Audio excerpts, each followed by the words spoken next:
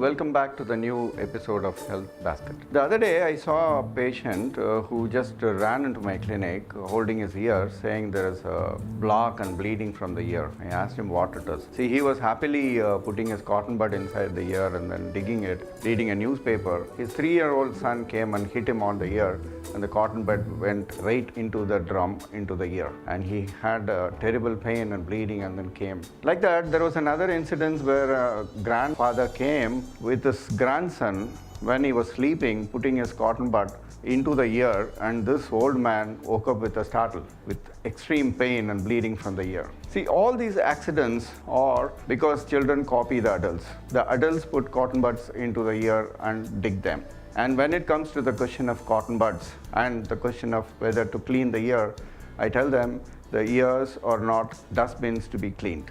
The ears are designed in such a way that the wax secretes, and I am also angry when people refer to wax as dirt. It is not dirt. It is a secretion of your own system which keeps your ear canal free from bacteria, fungus, and it sometimes protects against loud sounds also. That being the case, the wax secretes as a liquid and comes out on its own. You do not have to clean it. But in your attempts to clean it, you push the wax inside and then it forms an nidus and builds up. Of course, there are other conditions where the wax accumulates inside, blocks, and then creates pain. It is in some percentage of people in which you need a medical assistance. But otherwise, do not put your cotton buds into the ear. Nowadays, it is fashionable to buy a pack of cotton bud in your grocery list every month. Please do not do it. To get more health tips from the best doctors, subscribe to Health Basket YouTube channel and don't forget to click the bell icon. Stay connected with our Health Basket page on social medias.